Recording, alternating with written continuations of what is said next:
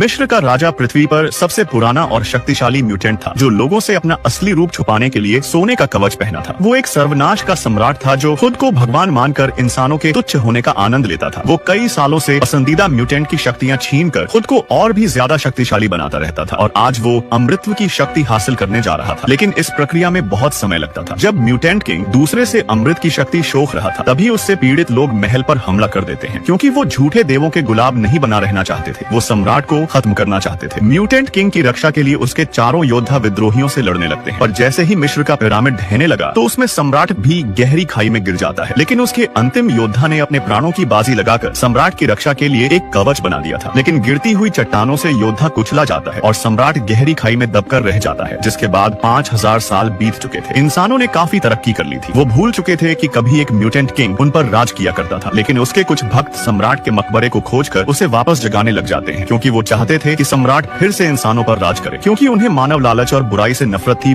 भक्तों की प्रार्थना से सम्राट जाग जाता है। वो जल्द ही 5000 साल पुराने खंडहर से बाहर निकल आया था। सम्राट को नहीं पता था कि दुनिया बहुत ज्यादा विकसित हो चुकी है। लोगों ने साधन बना लिए थे और जब कोई बदसूरत राक्षस बोलता है तो सम्राट सबको मार डालता है। एक आदमी को तो उसने जिंदा ही दीवार में चुन दिया था। फिर इस नई दुनिया को समझने के लिए सर्वनाश का सम्राट टीवी देखकर पूरा आधुनिक ज्ञान तेजी से सीख लेता है। उसे पता चला कि कमजोर इंसान ताकतवर हथियार बनाकर खुद को भगवान समझ रहे थे, जिससे सम्राट गुस्से में सोचने लगता है कि मानवता भटक चुकी है, क्योंकि उसकी दुनिया में लालच और बुराई जैसा कुछ नहीं था। अब सम्राट इस दुनिया में नया मिस्र का राज्य स्थापित करके फिर से शासन करने की सोच लेता है। उसने अपने लिए नए योद्धाओं की शक्तियों को बढ़ाकर उन्हें ताकतवर बना दिया था। तभी प्रोफेसर को उस सर्वनाश की ऊर्जा तरंगे दिख जाती है, लेकिन जल्दी उसे पता चला कि सम्राट उसका ही दिमाग कंट्रोल करने लगा था। उसने प्रोफेसर के दिमाग से सारे देशों के परमाणु हथियारों को इकट्ठा करके अंतरिक्ष में भेज दिया था, जिससे पूरी दुनिया परमाणु बम से मुक्त हो गई थी, जो सम्राट का पहला कदम था। फिर सम्राट अपने साथियों की मदद से बेहोश प्रोफेसर को पकड़कर दूसरी जगह पर ले आता है। सम्राट का कहना था